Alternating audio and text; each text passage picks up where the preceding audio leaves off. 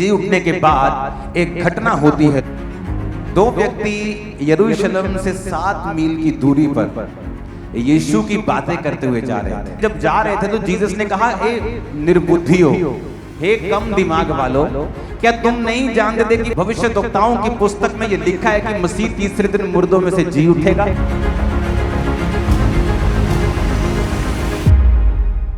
है जब प्रभु यीशु मसीह उस कब्र से जी उठे तो उस वचन को हम पढ़ेंगे। जी उठने के बाद एक घटना होती है, लूका 24 उसकी 13 आयत में। उसी दिन उनमें से 2 जन इमाउस नामक एक गांव को जा रहे थे, जो यरूशलेम से कोई 7 मील की दूरी पर था। वे इन सब बातों पर जो हुई थी आपस में बातचीत करते जा रहे थे। और जब वे आपस में बातचीत और पूछताछ कर रहे थे तो यीशु आसपास आकर उनके साथ हो लिया, परंतु उनकी आंखें ऐसी बंद कर दी गई थी कि उसे पहचान ना सके। 2 व्यक्ति यरूशलेम से 7 मील की दूरी पर यीशु की बातें करते हुए जा रहे थे, और जब वो बातें कर रहे थे प्रभु यीशु मसीह उनमें मिल गए आके। और पता वो क्या बोलने लगे? 18 आयत को पढ़ेंगे। यह सुनकर उनमें से क्लियोपास नामक एक व्यक्ति ने कहा, क्या तू यरूशलेम में अकेला परदेसी है, जो नहीं जानता कि इन दिनों में उसमें क्या क्या हुआ है? उसने उनसे पूछा, कौन सी बातें? उन्होंने उससे कहा, यीशु नासरी के विषय में, जो परमेश्वर और सब लोगों के निकट काम और वचन में सामर्थी भविष्यद्वक्ता था।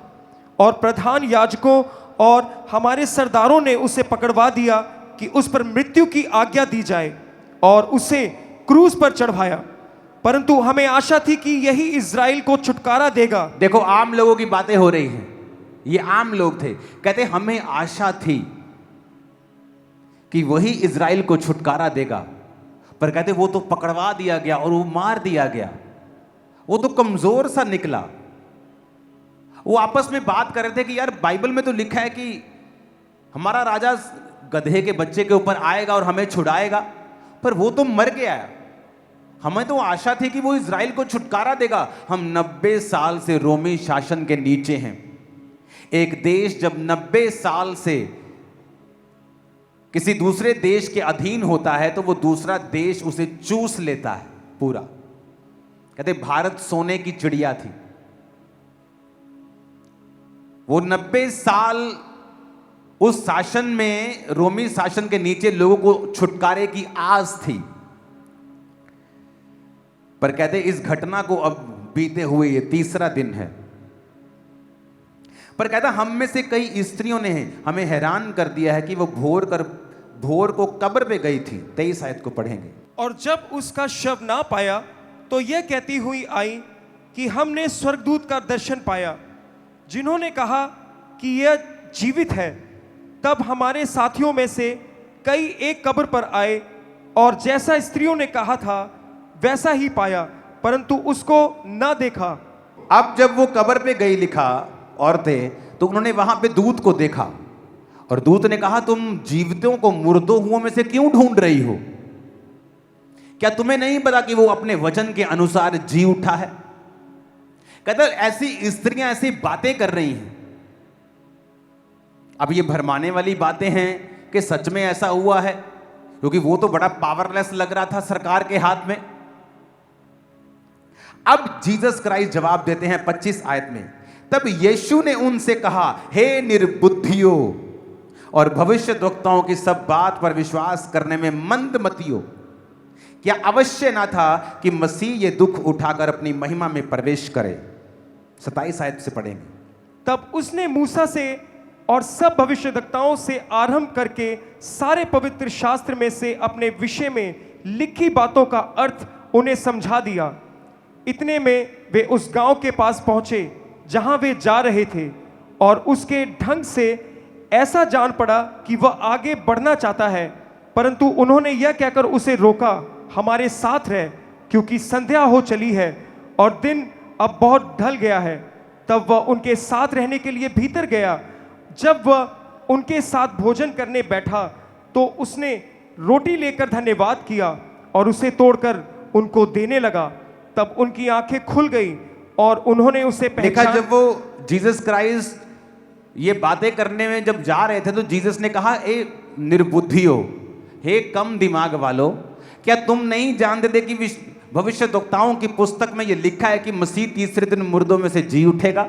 और वो उनको बताता जा रहा था, लेकिन परमेश्वर ने उनकी आंखों को खुद बंद कर दिया था कि वो उसको पहचाने नहीं।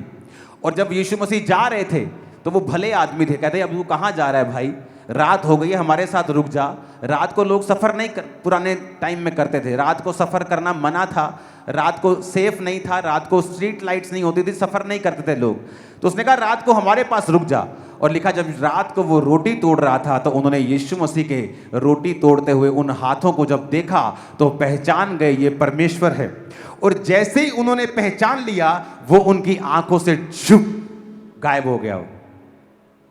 जैसे वो यीशु मसीह गायब हुए उनकी आंखों से, क्योंकि अब प्रभु यीशु मसीह सिर्फ इंसान के रूप में नहीं थे, अब वो इंसान भी थे और परमेश्वर के उस डिवाइन रूप में भी आ चुके थे।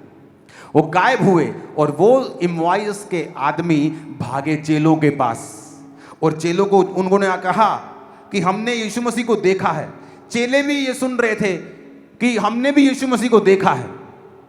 और फिर थोमा कहता है मैं तो जब तक उसके डाल ना लूंगा, उसकी पंजर में उंगलियां ना डाल लूंगा, तब तक मैं कदापि विश्वास नहीं करूंगा। फिर परमेश्वर थोमा को दिखाई दे। बाइबल कहती जब आप यूहन्ना 21 से पढ़ते हैं तो वो फिर दिखाई दिए तीसरी बार पतरस को, जब वो नाव पर गया मछलियां पकड़ने के लिए। और जब कुछ नहीं पकड़ा तो परमेश्वर फिर उसके पास आके खड़े हुए और कहा दाहिनी और जाल डालो तो तुम बहुत सी मछलियां पकड़ लाओगे। जब दाहिनी और जाल डाला तो फिर 153 बड़ी मछलियां पकड़ी। इतनी ज्यादा कैच हुआ कि वो पहचान गए कि ये फिर से यीशु मसीह ही है, क्योंकि पतरस को अपनी पुरानी जिंदगी फिर याद आ गई। अब परमेश्वर पतरस के पास आके कहते हैं, पतरस क्या तू इन सब से बढ़ के मुझसे प्यार करता है? क्योंकि अब ये तीसरा समय था जब परमेश्वर चेलों को दिखाई दिए थे जी उठने के बाद। पहली बार जब वो चेलों को दिखाई दिए जो प्ले में आपने देखा, तब थोमा वहां पे नहीं था। दूसरी बार वो थोमा के साथ दिखाई दिए, वो बीच में एकदम से प्रकट हो जाते थे, एकदम से आ जाते थे, बेल से नहीं आते थे, अभी दीवार से नहीं आते, सीधा प्रकट होते थे अब। और 2 बार दिखाई देने के बाद तीसरी बार वो उनको झील पर दिखाई देते हैं और पतरस से कहते हैं, पतरस क्या तुम मुझसे इनसे बढ़ के प्यार करता है? उसने कहा हाँ। प्रभु ने कहा मेरी मेमनों को चरा। दूसरी बार प्रभु ने पूछा, हे पतरस क्या तू सचमुच मुझसे इनसे बढ़ के प्यार करता है? हाँ प्रभु, मेरी भेड़ों की रखवाली कर। तीसरी बार प्रभु ने फिर पूछा, क्या तू सचमुच मुझसे प्यार करता है? पतरस उदास हो गया, उसे लगा परमेश्वर को मुझ पे डाउट हो गया है, क्योंकि मैंने 3 बार इसका इनकार किया था। लेकिन परमेश्वर उस कर्ज को खत्म कर रहे थे जो पतरस के ऊपर उसका 3 बार इनकार करने से आया था। और इसलिए प्रभु यीशु मसीह 3 बार उसका इकरार करवा रहे थे कि हाँ मैं तुझसे प्यार करता हूं, हाँ मैं तुझसे प्यार करता हूं, हाँ मैं तुझसे प्यार करता हूं, अब मेरी भेड़ों को चरा। जब प्रभु यीशु मसीह मुर्दों में से जी उठे तो उसने कहा जाओ चेलों से और पतरस से कहो, क्योंकि पतरस उस समय परमेश्वर का चेला नहीं रह गया था। पतरस ने खुद अपने मुंह से कहा था, लानत हो जो इसे जानता हो, मैं इसे नहीं जानता। तो प्रभु यीशु मसीह जो आपके जब पापी थे वो तब आपसे प्यार करता है। उसने गुस्सा नहीं किया, उसने लानत नहीं भेजी, पतरस के पास गया और 3 बार इनकार के बदले 3 बार उससे इकरार करवाया। जब आप गिफ्ट भूल जाते हैं ना वाइफ को देना, फिर वो कहती है मैंने 2 गिफ्ट लेना है अभी, तो वो काम किया उसने कि यीशु ने 3 बार उसको बोला तूने मेरा इनकार किया था, 3 बार मेरा इकरार कर। अगर आप ईस्टर को देखेंगे, रेजरेक्शन डे को देखेंगे, तो ये हमें रिस्टोर करता है, हमें जीवित करता है, जिंदा करता है। किसने पाप किया पहले? औरत ने। औरत की वैल्यू को परमेश्वर ने डाउन किया, उसके पीड़ा को बढ़ाया, आदमी को डाउन किया। उसने औरत की बात को सुना, सांप को श्रापित किया कि वो शैतान के द्वारा इस्तेमाल हुआ। हालांकि सांप परमेश्वर ने बनाया था, शैतान नहीं है सांप, लेकिन उसको शैतान ने इस्तेमाल किया, श्रापित हुआ। हवा श्रापित, आदम श्रापित। औरतों के ऊपर जुल्म होने लगे, औरतों को कल्प्रिट समझा जाने लगा, उन्हें अलग अलग तरह की ताड़नाओं से गुजरना पड़ा।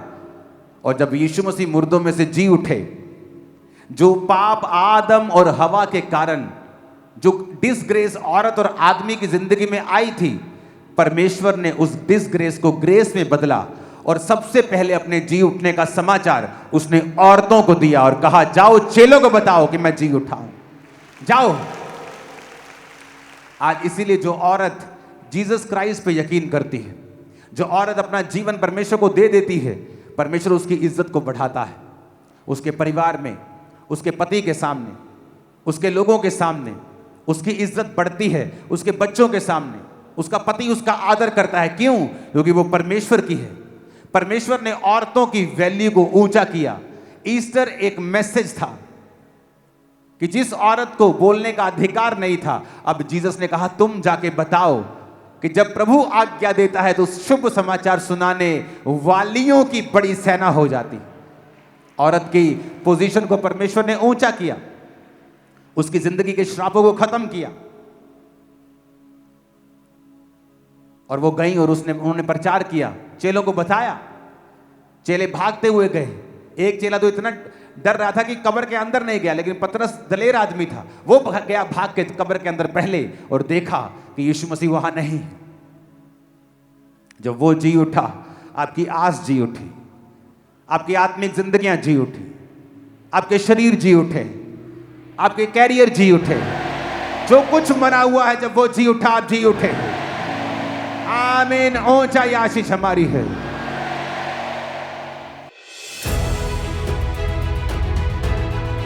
परमेश्वर के दास द्वारा दिए गए जीवित वचनों और बाइबल के गहरे आत्मिक रहस्यों को जानने के लिए आज ही हमारे YouTube चैनल को सब्सक्राइब करें, बेल आइकन को जरूर प्रेस करें ताकि परमेश्वर की नई आत्मिक शिक्षा न्यू रेवलेशन सबसे पहले आप तक पहुंच सके।